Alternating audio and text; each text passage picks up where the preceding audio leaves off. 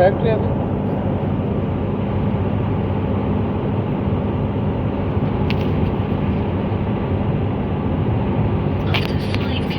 നമ്മളിപ്പോൾ പോയിക്കൊണ്ടിരിക്കുന്നത് ഇറ്റലിയുടെ ടണലിലൂടെയാണ്. ഇവിടെ നമ്മൾക്ക് കാണാൻ സാധിക്കുന്നത് നല്ല വൃത്തിയുള്ള ടണൽ ആണ്. ഇതിൽ നിന്നും നമ്മൾ അല്പദൂരം കടക്കുമ്പോൾ തന്നെ നമുക്ക് ഇവിടുത്തെ പ്രകൃതി ഭംഗി ആസ്വദിക്കാം. ഇവിടെ വീടുകൾ കൂട്ടുകൂടിയിരിക്കുന്നത് പോലെ നമുക്ക് തോന്നും. നിങ്ങൾ കാണുക,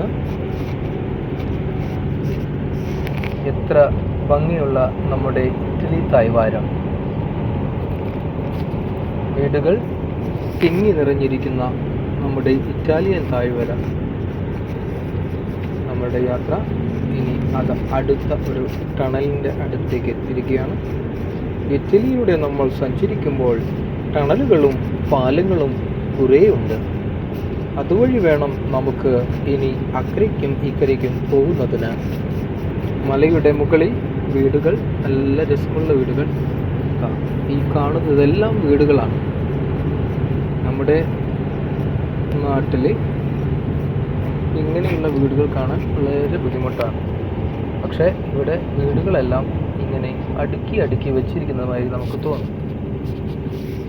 ഇതാ നമ്മൾ വീണ്ടും ഒരു ടണലിൻ്റെ അകത്തുകൂടി അപ്പുറത്തേക്ക് കടക്കുവാൻ പോവുകയാണ്.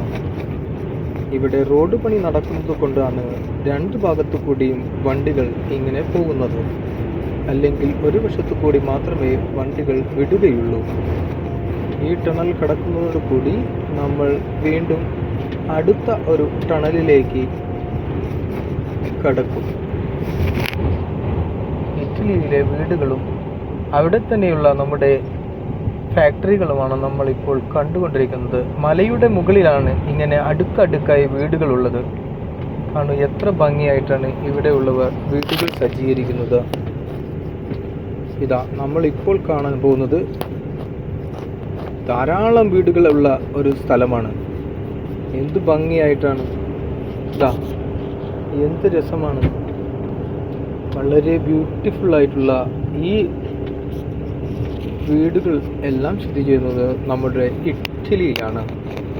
ഇറ്റലി വളരെ സുന്ദരിയായ ഒരു സ്ഥലമാണ്.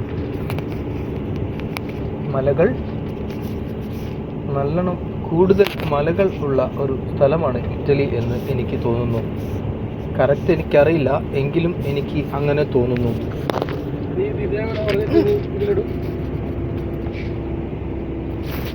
ഇതുപോലെ പോക്കി